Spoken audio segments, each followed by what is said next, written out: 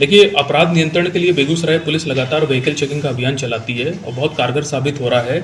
कल इसमें नया गांव थाना क्षेत्र में रोड पे व्हीकल चेकिंग लगी हुई थी और उसमें एक व्यक्ति की गिरफ्तारी हुई। उसके पास से एक देसी कट्टा और 4 जिंदा गोलियां पुलिस ने बरामद की हैं।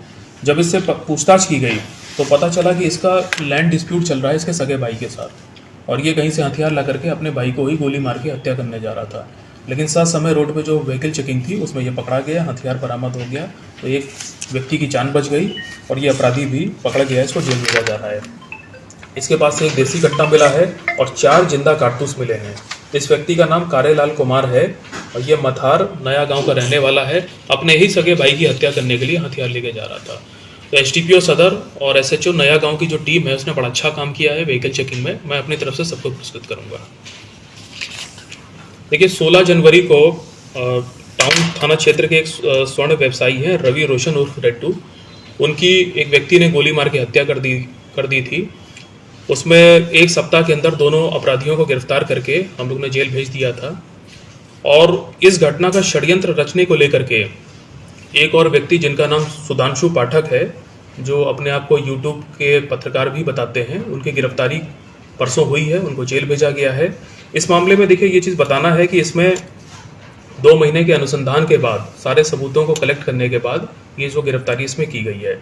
देखिए, मैं आपको इसमें एक चीज़ बता दूं कि ये जो व्यक्ति हैं, जो स्वर्ण व्यवसायी थे, ये ज़मीन का भी धंधा करते थे और अनुसंधान में ये पता चला है कि जब इनकी हत्या हुई तो उसके बाद इनके जो परिजन हैं और इनका एक दोस्त है जो इनका ज़मीन का कारोबार देखता था, उन्होंने पुलिस के समक्ष बयान दिया था कि आज से कुछ महीने पहले ये जो मृतक है इसने एक ज़मीन का एग्रीमेंट कराया था, लेकिन वो ज़मीन कुछ लोगों के द्वारा इनक्रोच थी और उस ज़मीन से कब्जा खाली करवाने के लिए 23 लाख रुपए इसने सुधांशु पाठक को दिए थे। सुधांशु पाठक चूँकि प्रशासन में और जो वरीय अधिकारी हैं उनके यहाँ ये बैठते थे और जो उनकी फ़ोटोग्राफ्स वगैरह हैं, अपना प्रभाव ये दिखाते थे। कई लोगों को ये इस प्रकार से झांसे में ले चुके हैं और इसी प्रकार से इसने ये जो रेड्डू है इसको भी झांसे में लिया था। लेकिन जब ज़मीन खाली नहीं हुई तो जो मृतक रेड्डू है उसने अपना पैसा मांगना वापस किया, लेकिन ये पैसा देने से लगातार इनकार कर रहे थे और इस वजह से परिजनों ने बताया कि जो मृतक रेड्डू है वो डिप्रेशन में भी चला गया था। इनका ये जो स्टेटमेंट है ये फिर पुलिस ने अदालत में भी दर्ज कराया और माननीय न्यायालय के सामने भी ये बयान इनका दर्ज हुआ है। इसकी जब छानबीन की गई तो ये पता चला कि जो पैसे देने की बात है इसको सच पाया गया। आरटीजीएस के माध्यम से और चेक के माध्यम से ये पूरा अमाउंट जो रेड्डू का दोस्त है उसके थ्रू सुधांशु पाठक को दिया गया था। इसके बाद जब हम लोगों ने इसमें छानबीन की तो ये पता चला कि ये मर्डर की घटना होने के बाद जब इसने देखा कि ये इस घटना में फंस सकता है तो इसने इसमें से काफ़ी पैसा, करीब 13 लाख वापस करने की भी कोशिश की चेक के माध्यम से। इसके भी जो सबूत हैं वो पुलिस को मिले हैं। इसके बाद हम लोगों ने इसमें जो टेक्निकल अनुसंधान है वो भी किया, तो इसमें यह पाया गया कि जिस व्यक्ति की मृत्यु हुई थी, घटना हुई थी, जिसका मर्डर हुआ था, उसकी जो लास्ट बातचीत थी फ़ोन पे ये इसी सुधांशु पाठक से ही थी और सुधांशु पाठक इनसे लगातार बात भी कर रहे थे और उनका जो घटना स्थल, उनका जो लोकेशन थी वो घटना स्थल के ही आसपास पाई गई थी। इसके अलावा एक और जो इम्पोर्टेंट सबूत मिला था कि जो दोनों शूटर थे, जब पुलिस ने उनसे पूछताछ की और रिमांड में भी लेके उनसे पूछताछ की तो उन लोगों ने भी ये बात बताई कि इस रेड्डू को मारने की जो सुपारी है ये सुधांशु पाठक के द्वारा इनको दी गई थी। कंचन पासवान ने हनी पासवान को इनसे मिलवाया था और करीब 2.5 लाख रुपए देने की बात उनके बीच में तय हुई थी।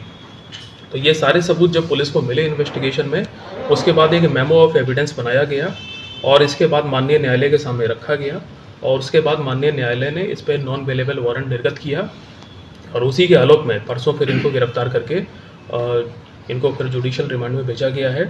कांड में अभी अनुसंधान जारी है। मैंने इसमें टीम को निर्देश दिया है कि इसमें जल्द अनुसंधान पूर्ण करके मामले को स्पीडी ट्रायल में ले जाया जाए, ताकि इस प्रकार के जो भी लोग हैं जो आम जनता को इस प्रकार से झांसा देके उन्हें फंसाते हैं, अपने प्रभाव का रसूख का इस्तेमाल करते हैं, चाहे वो भूमाफिया हो या कोई भी हो, उन पे बेगूसराय पुलिस सख्त से सख्त कार्रवाई करेगी।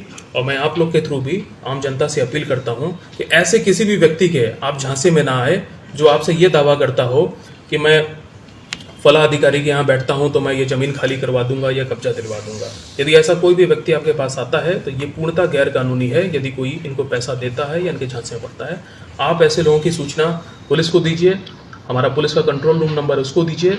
हम ऐसे लोगों की सूची बना रहे हैं और ऐसे लोगों पर हम लोग सख्त से सख्त कार्रवाई करेंगे।